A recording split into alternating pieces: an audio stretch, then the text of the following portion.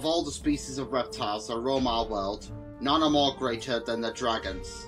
These giant fire-breathing lizards, that are more closely related to crocodiles and snakes, first evolved 280 million years ago during the early Permian period, millions of years before the first dinosaurs evolved.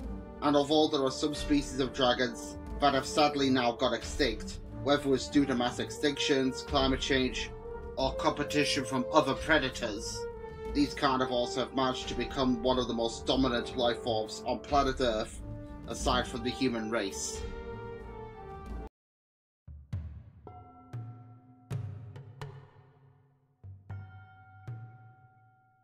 Asia is the first stop, dear traveller, because unlike on other continents where they are feared, dragons here are mostly worshipped. However, that doesn't mean that they always get along with humanity, as there are some species that will attack wandering travellers without hesitation or thinking twice. Native to the islands of Indonesia, the Death Dancer is one of the most feared dragons in the entire region, not only by its bat-like appearance, but how it gets its name. One of these creatures was first sighted back in the 11th century AD. It was seen hopping on the corpse of a pygmy elephant, and looked as if it was dancing on its victim, hence what gave them the name Death Dancer. These dragons are nocturnal, and despite the resemblance to bats, they're actually the descendants of pterodactyls, but are a huge departure from their now extinct distant cousins. First evolving 80 million years ago, but managed to survive the KT mass extinction event of 66 million years ago. Their popular prey item are large animals. However, they will not hesitate to take down any human beings who are foolish enough to enter their territory or get in their way. When they strike, they charge from the darkness, startling their prey, causing the animal to accidentally fall onto its back.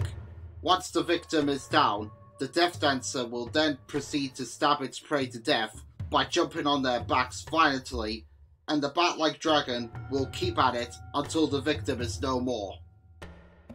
Although it is identical to its cousin, the Joy Robber has a light grey colour scheme and is a creature of the daytime. However, they have also been known to come out at night and can only be found on the islands of Java and Sumatra. And where the Death Dancer evolved 80 million years ago, the Joy Robber flew onto the scene much later, round about 17 million years ago.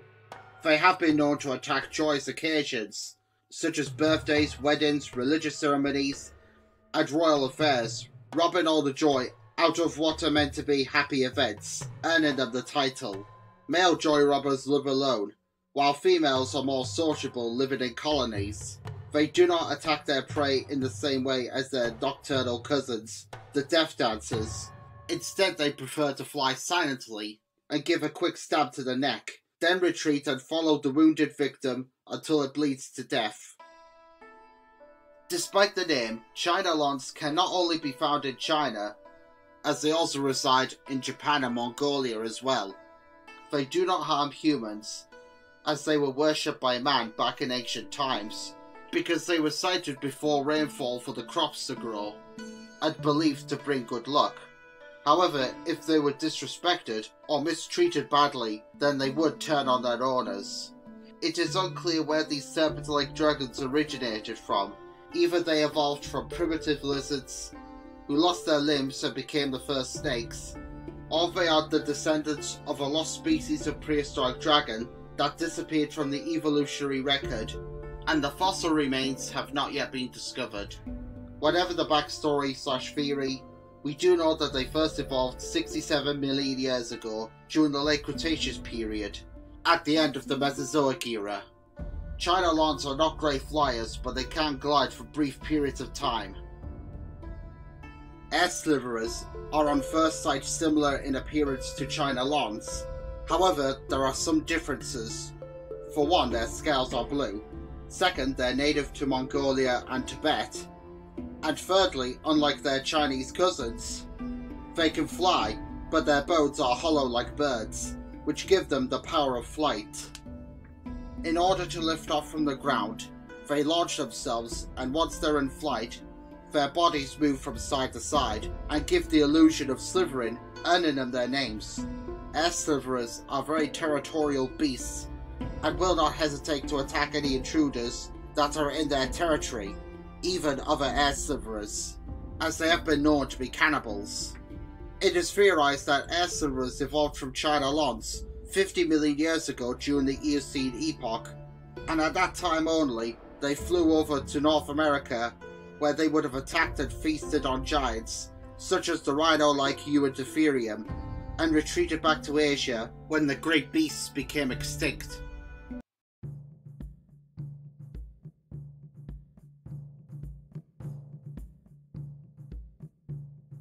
Africa doesn't have that many dragon species, as most usually migrate from Europe and Asia at certain times of the year, or originate from those continents, but now reside in North Africa. However, the continent does have its own species that are native only to the Congo and elsewhere in the world. Swamp skiers are one of the more primitive species of dragon in the world, as they have been around since the Triassic period 240 million years ago, and have survived everything that nature has thrown at them, such as the Triassic mass extinction of 201 million years ago, the KT incident of 66 million years ago, changes in the environment, and of course the ice ages. Although they live in swamps, they can also be seen swimming in the River Nile, and like the Nile crocodile, they were even worshipped by the ancient Egyptians and seen as gods. They attack their prey in the same manner as crocodiles, but instead of rotating violently underwater, they instead pull animals away from the shores and keep a tight hold until the victim drowns. They can ski on the surface, but they prefer to spend most of their time under the surface. Swamp skiers were once also native to Australia, but unlike in Africa, they became extinct down under. However, there is a project in the works that is planned to breed these dragons and reintroduce them to the Australian outback. Night runners are the world's most mysterious dragons, as they're not only nocturnal, but no one has been able to get a clear look at them.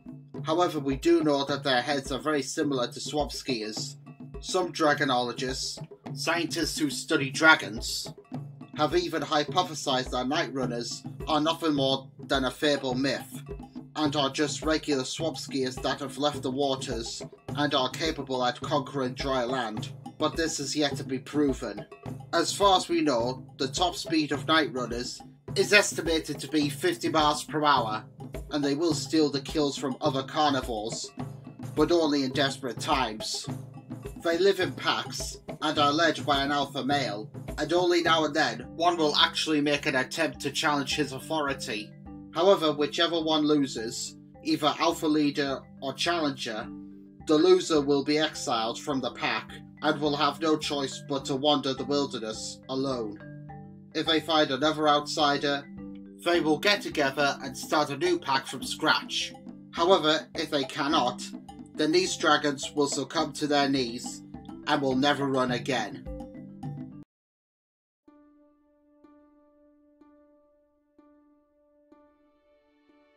Europe is the land of the more iconic dragons, and the most fearsome.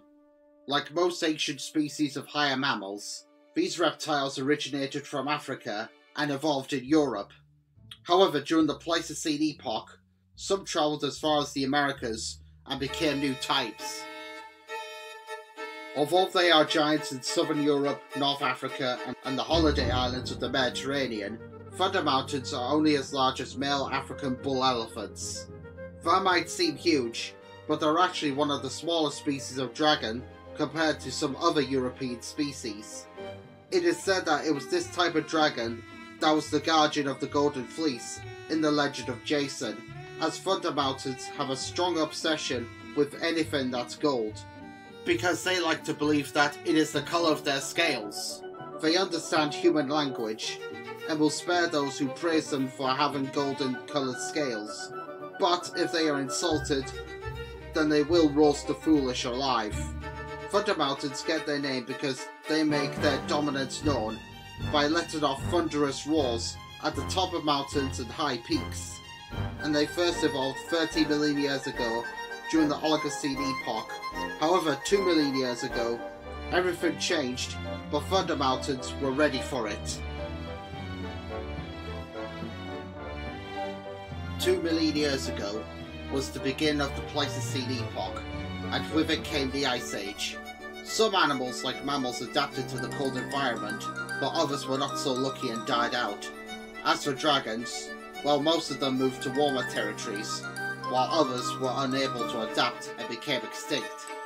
However, Thunder Mountains did something very unique. Some travelled as far as North Africa, where they would reside to this day, and others went in the opposite direction, up into Northern Europe and eventually Siberia, possibly following the great mammoth herds. But evolution helped them out.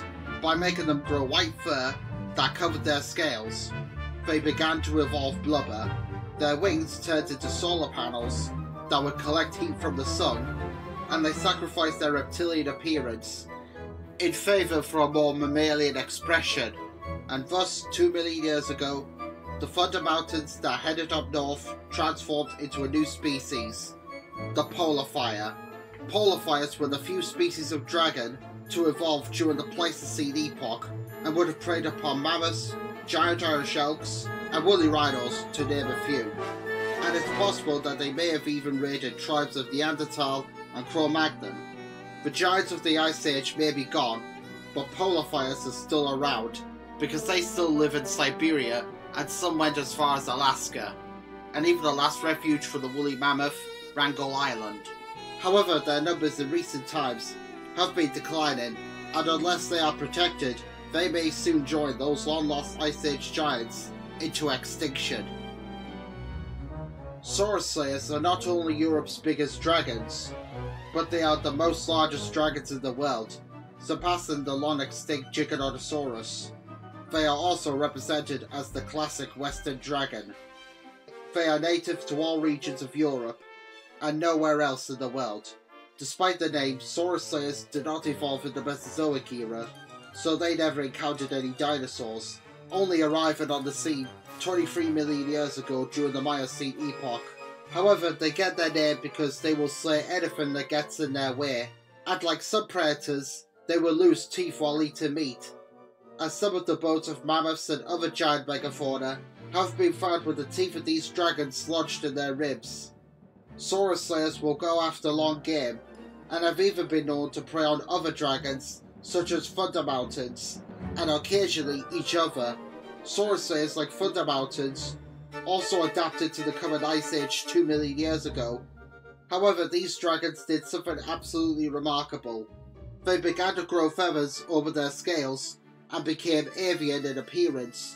But this was exclusive to the Pleistocene only, because when the Ice Age ended 10,000 years ago, they switched back to their original reptilian form, and have not been seen with feathers since, as nowadays they prefer to migrate to North Africa to escape the winter. Our final dragon, dear traveller, is of American variety. Most of the Saurus Slayers adapted to the Ice Age 2 million years ago, but some followed the mammoths, who ventured to North America, and once there, Saurus Slayers evolved into a brand new species, the Charizard. Charizards are slightly shorter than their European cousins, and are orange in colour instead of green. Females live in groups and males live alone. They pretty much prefer it that way. Charizards occupy most of North America and Mexico.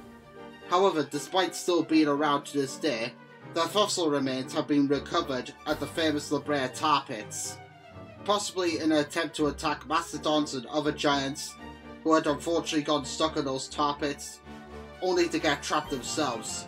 Pleistocene America would have been a golden age for the Charizards, as the megafauna would have been fair game for them. They would have stolen kills from saber-toothed cats, direwolves, and even the giant short-faced bear that would have been a snack for these fire-breathing lizards. If the name Charizard sounds familiar to you, traveller, well, that's because the Japanese were inspired by this dragon, and modelled the fire Pokemon after it, and given him the same name. However, the real Charizard does not possess fire at the end of the tail, although during the mating season, male Charizards will get together and glow their tails bright in order to impress females, and it's always the male with the brightest tail who wins.